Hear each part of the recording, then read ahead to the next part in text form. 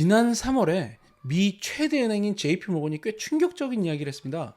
바로 중국 주식에 대해서 투자 불가, uninvestable이라는 의견을 낸 건데요. 비중 축소나 매도 의견이 아니라 투자 불가라뇨. 흔한 일이 아니죠. 그런데 당시 상황을 보면 이해가 되지 않는 것도 아니었어요. 러시아는 우크라이나하고 전쟁을 벌였고요. 중국은 이런 러시아에다 동조를 했습니다. 그래서 투자자들의 시선이 아주 싸늘해졌었죠.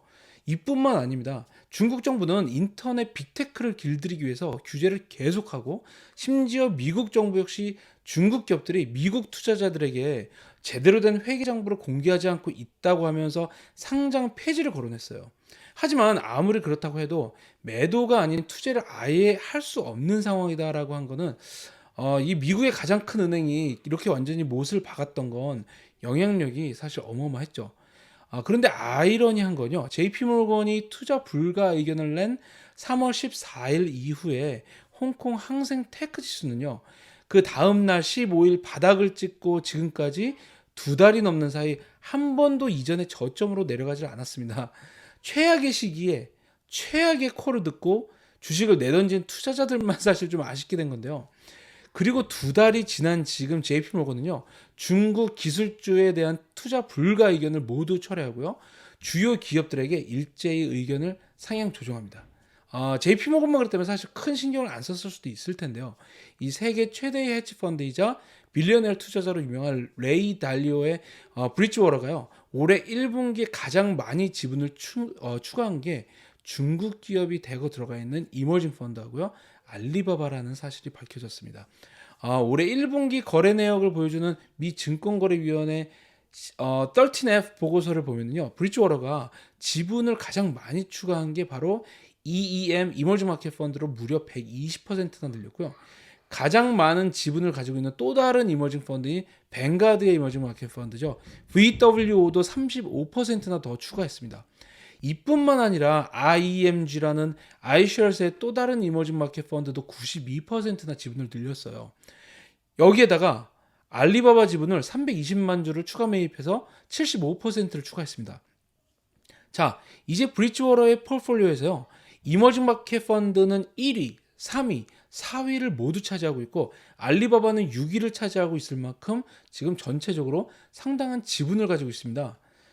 이 브리지워러는 올웨더 펀드처럼 그 위험을 분산하고요. 다변화하는 것으로 유명하죠. 1분기 상황만 보면 이머징 마켓 펀드, 그러니까 이머징 마켓하고 이 중국 기업에만 탑 10 홀딩 중에 4개가 전체 15%를 차지할 만큼 지금 비중이 굉장히 높습니다. 이뿐만 아니라 핀더더나 바이두, 그리고 전기차 업체인 니오의 지분도 함께 늘렸죠. 사실 이 레이 달리오는 예전부터 중국 투자에 대해서 꽤 긍정적인 의견을 많이 냈어요. 그만큼 중국 투자를 늘린 게 크게 놀라운 일은 아닙니다만, 이 항생 테크 지수가 올해까지 이전의 고점에서 거의 70%의 가치가 사라진 상황에서 미국 최대 은행인 JP모건, 그리고 세계 최대 헤지펀드인 브리지워러의 공격적인 매수세가 혹시 중국 증시의 바닥을 의미하는 게 아닌가라는 기대를 갖기에는 조금 충분해 보이죠. 그래서 제가 이제 JP모건 체이스의 중국 인터넷에 대한 바뀐 그 전망 리포트를 찾아봤어요. JP모건의 중국 기술 부분 담당자는 알렉스 야오라는 애널리스트인데요. 지난 3월 14일 중국 투자 불가 의견을 제시하면서요. 향후 중국 투자를 크게 3단계로 나눴습니다. 1단계는요.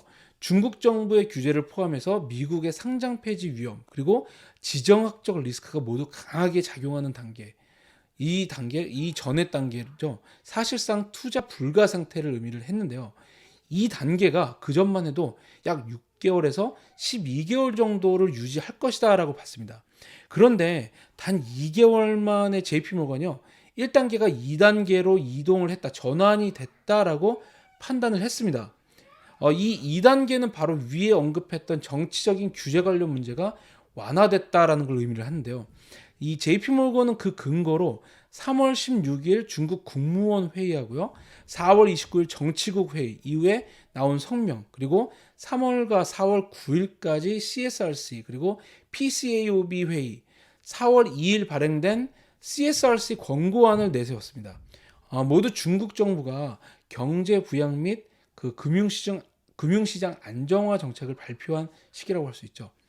일단 3월 16일 국무원 회의에서요. 리커창 부총리가 주식시장을 안정시키고 중국 기업의 해외 상장도 지원하겠다라고 발표를 합니다.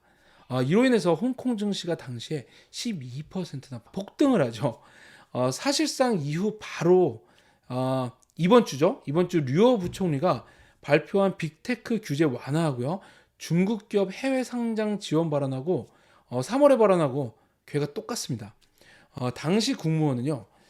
크게 5가지 경제 안정화 방안을 내놓았는데요. 첫 번째가 바로 경제 성장 방안입니다. 신규 대출을 적절하게 유동적으로 완화해서 성장을 촉진시킨다라고 했죠. 한마디로 유동성을 좀 더 공급하겠다는 겁니다. 두 번째는 미국 규제 당국의 상장 폐지에 대응해서 미국 정부와 각을 세우지 않고 긴밀히 협력해서 중국 기업의 해외 상장을 계속 지원하겠다라는 뜻을 밝혔고요. 실제로 미국 규제 당국하고 진전이 있었다라고 밝혔습니다. 세 번째는 플랫폼 규정에 대한 그 완화인데요. 이 부분은 4월 29일 정치국 회의에서 나왔죠. 당시 시진핑 주석이 직접 주재를 했고요. 이때 플랫폼 경제의 건전한 발전을 지원하기 위한 조치를 취하겠다라고 했는데요. 네 번째 이슈도 역시 규제 조정안이었습니다. 중국 경제학자 이제 현지 경제학자인 그 하이빈주라는 사람은요. 이 성명이 중국의 기술주들을 향한 규제가 끝났다는 걸 선포한 것이다라고 분석을 했습니다. 그리고 마지막 5번째는요. 부동산에 대한 지원 방안인데요. 작년에 그 에버그란데 사태를 초래했던 부동산 시장을 이제는 규제를 그만하고 지원하겠다는 뜻을 마지막으로 던졌죠. 그러면서 3월부터 4월 말까지 그리고 이번 주까지 똑같은 메시지를 계속 던집니다.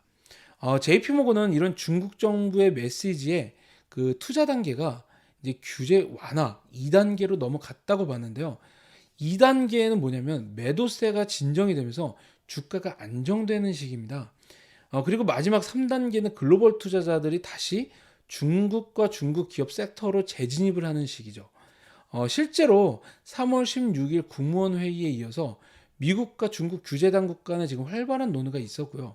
규제 완화를 가장 확신하게 만드는 건 4월 11일 게임 수익화를 승인한 것이라고 보는데요. 당시 8개월 만에 처음으로 45개의 신규 온라인 게임을 승인을 했습니다. 이 JP모건은요.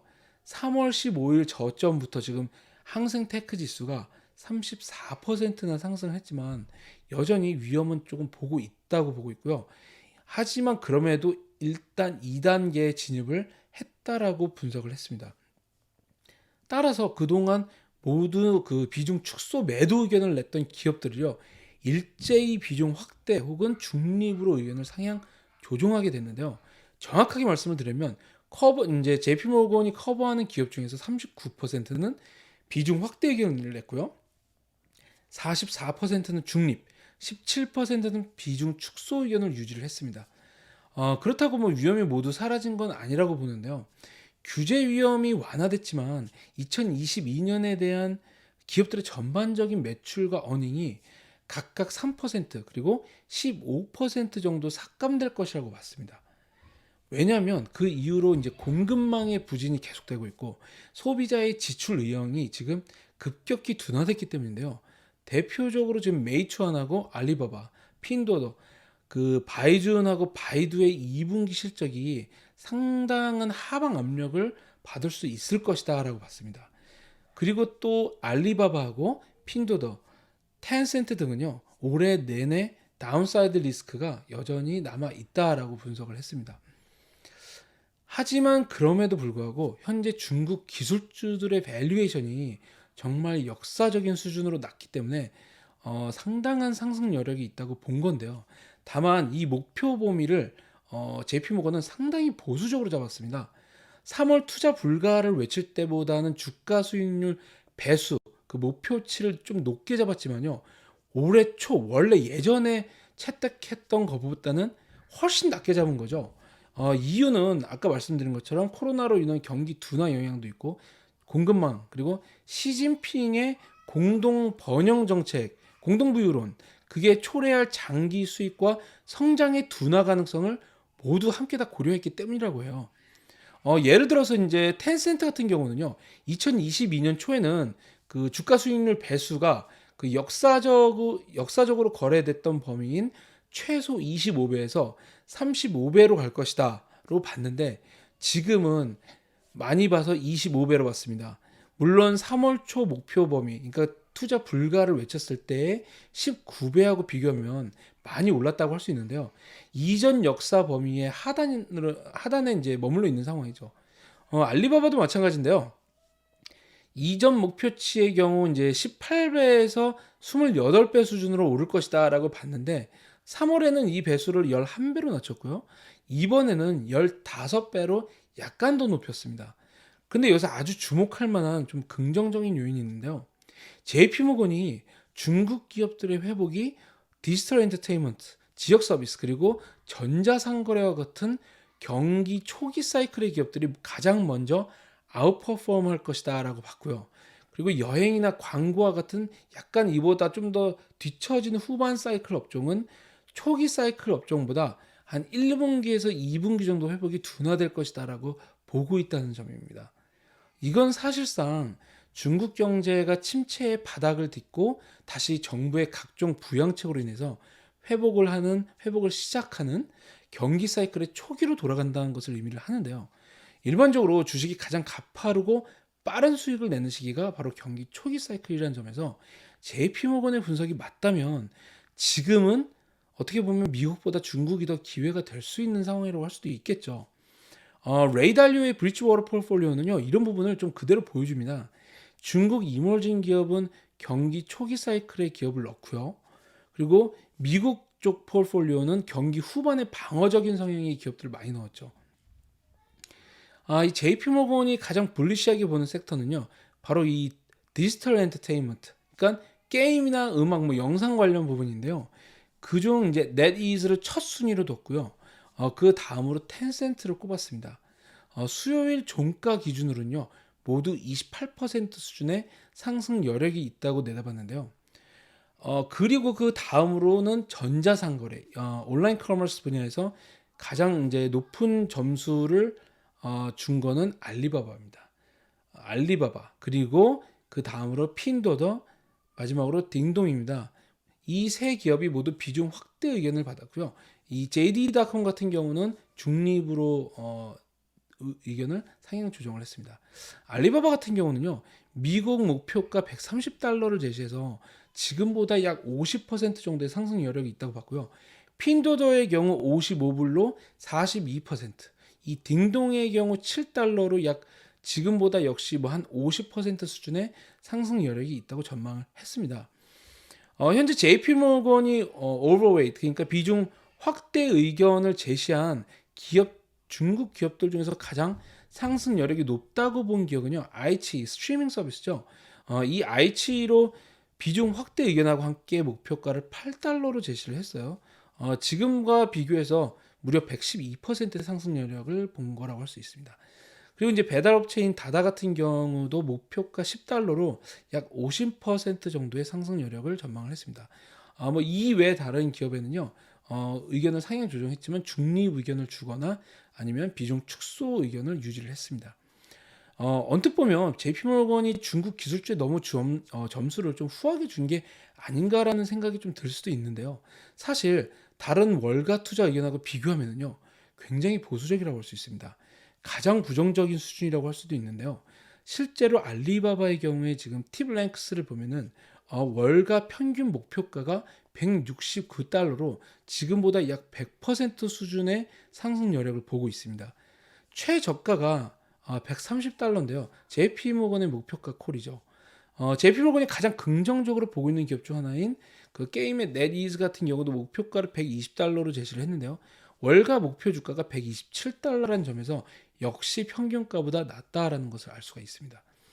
이 JP모건이 전반적으로 중국 투자 의견을 모두 대부분 상향 조정하면서도 이전과는 다른 보수적인 의견을 보이는 이유는 바로 지금이 2020년의 코로나 직후에 막대한 경기 부양책을 써서 주가를 끌어올린 시기와는 다르다고 봤기 때문입니다. 글로벌 경제는 침체로 향해 가고 있고요.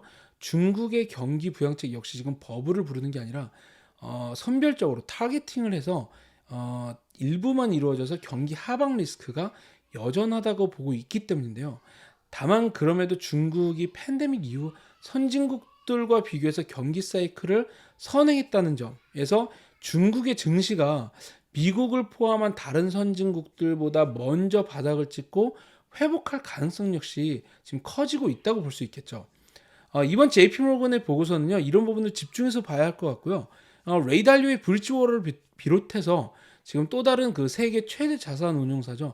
피델리티 역시 중국 기술주들을 매수하고 있다라는 점에서 전반적으로 중국 기업들에게 주목을 좀 할 만한 시점이라고 할 수 있을 것 같습니다.